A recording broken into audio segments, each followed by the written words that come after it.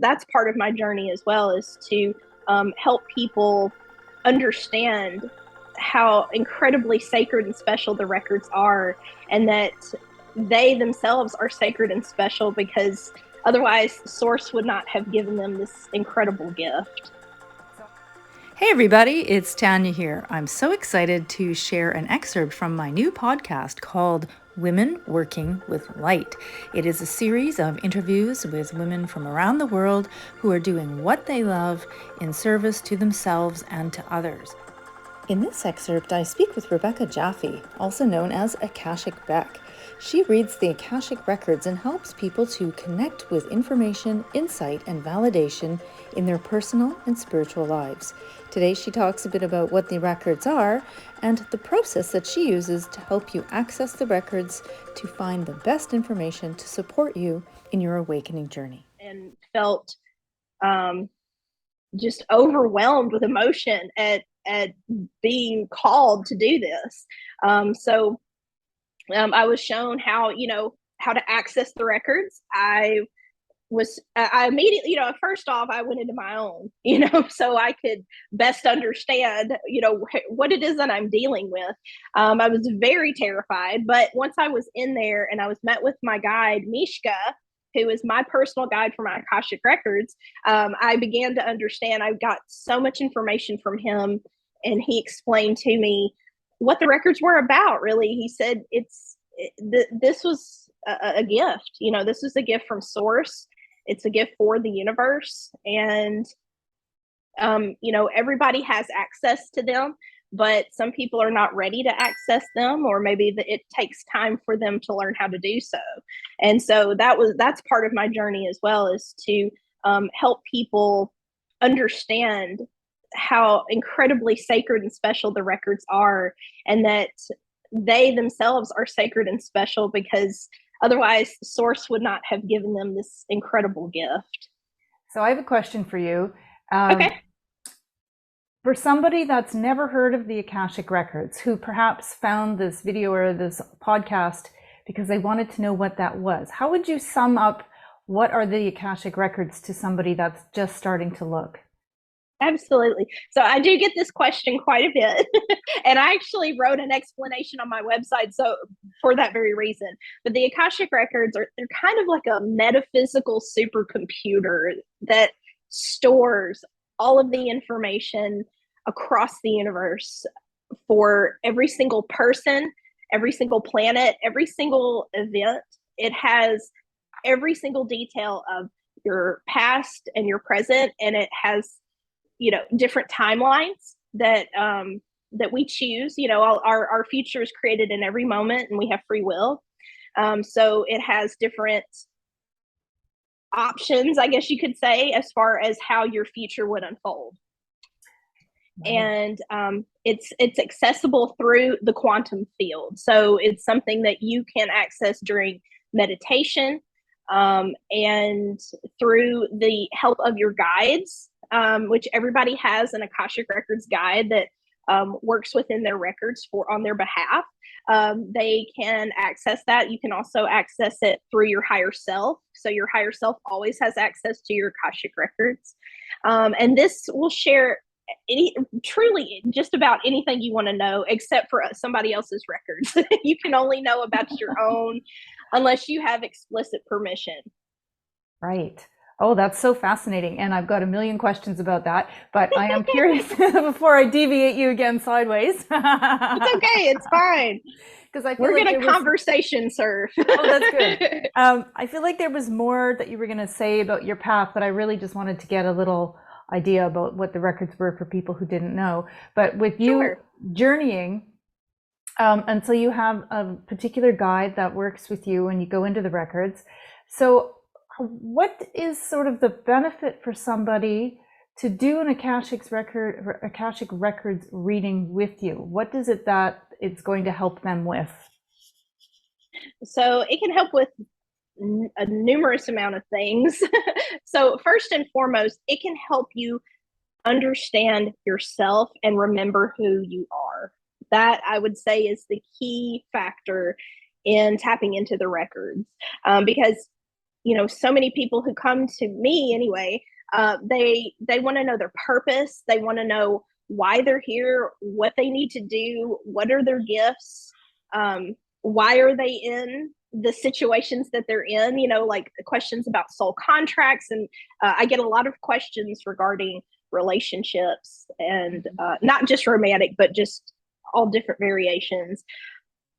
It's to help you better understand and empower yourself so you can move forward in knowing who you are. I would say the biggest benefit is to empower yourself with knowledge and wisdom.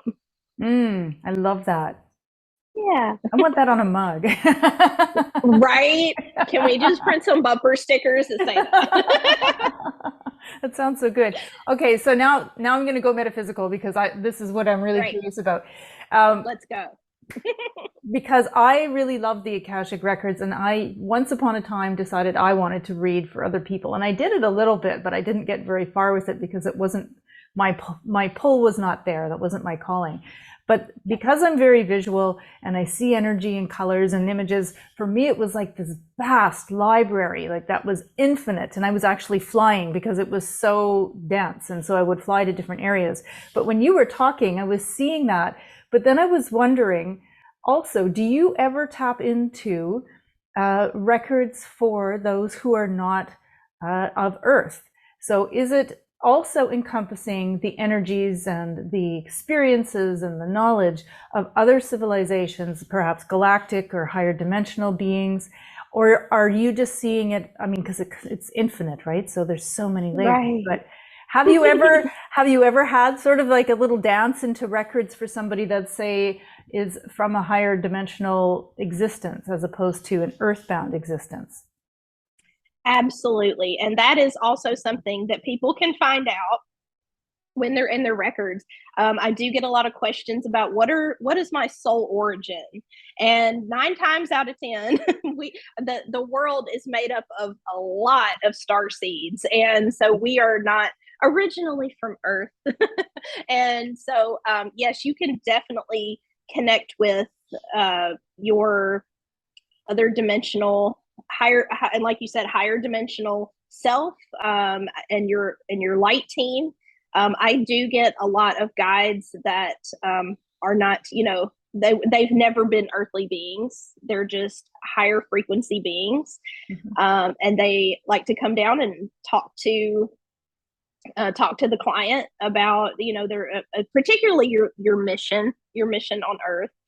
But yes, you can absolutely tap into, because like I said, it encompasses the entire universe. So our Starseed brothers and sisters out there definitely they definitely have their own Akashic records as well, and Akashic records for different planets, different solar systems. Those are definitely encompassed in there as well.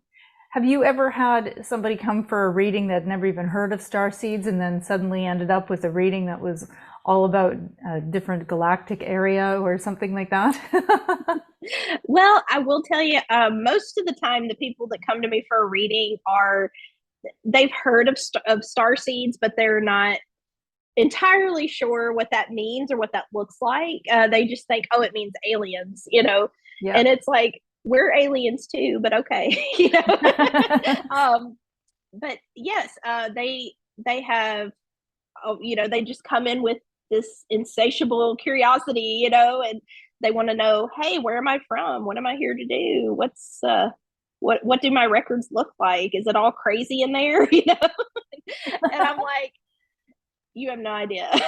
Where all of our records are probably crazy. It's not just you. When you're in there searching, do you have it as a visual, or do you have an energetic sense? And this is a two-parter. Do you see it differently for different people that you're reading? Yes. Okay. So before I go into somebody's records, I do a very short guided meditation that grounds our energy. And in that process, I also connect to their energy. And once I'm in their records, it's really cool because I'm able to experience it kind of from their point of view in a way. So it's almost like I'm a stand-in for them.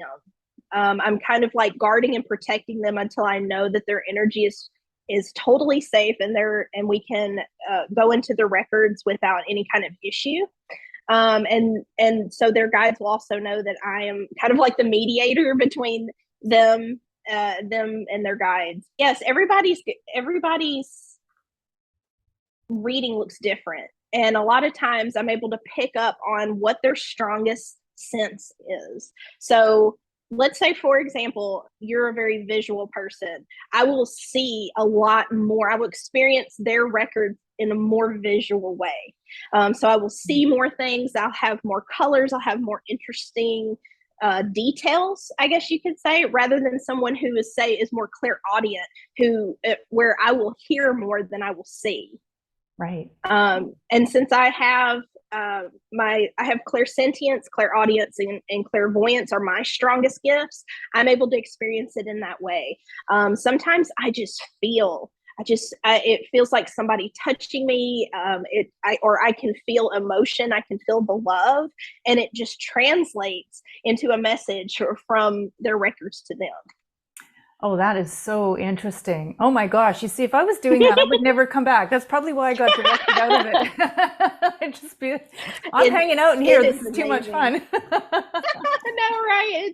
It is a lot of fun, actually. But it also, as fun as it is, there is a lot of painful information, trauma and and loss and things like that.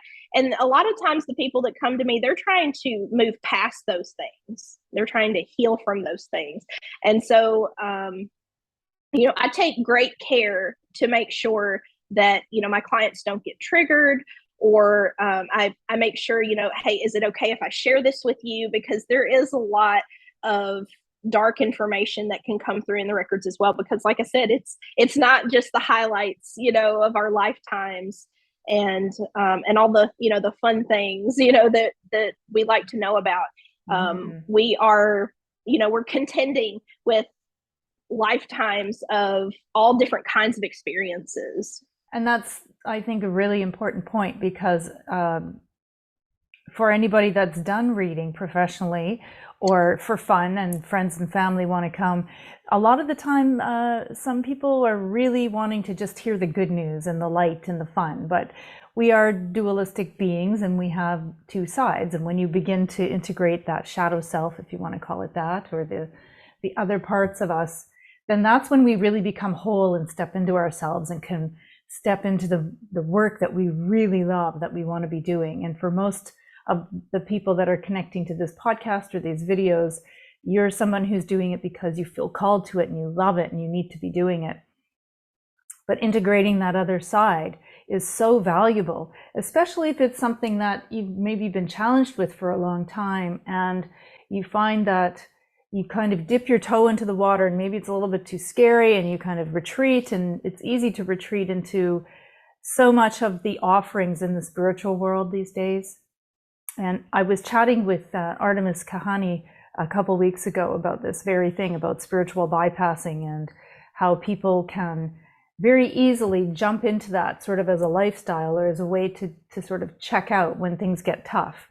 And I think finding different people to sort of walk your path with you, to sort of guide you, is really, really valuable. Do people come to you sort of with a set idea of what it is that they want help with? Or is it sort of like counseling, where sometimes people come and think, okay, I need help with this relationship, but that's not at all why they're there? Right. Definitely both. I have people who come in and they're like, all right, I've got my questions ready, and here's what I want to know, and this is why I want to know it, and they're on top of their stuff. And then I have other people, they're like, I don't have any questions, just tell me what comes through. And I'm like, that's fine too, so I just try to roll with it. And I cover as many bases as I absolutely can, because it's a lot of information that comes through. Sometimes it can be overwhelming, and I always suggest that my clients, take a couple of days to process everything, because you're going to have revelations. It's sort of like like Reiki healing, energetic healing. You may not feel anything that day, and in the coming weeks, you might say, oh, wow, hey, my shoulder pain's gone or something, like you'll realize like, oh, that really happened. I hope you enjoyed this excerpt from my conversation with Rebecca, and you can catch the full episode over at Women Working with Light, the podcast. Don't forget to like, share, and subscribe. And thank you so much for watching. We'll see you next time.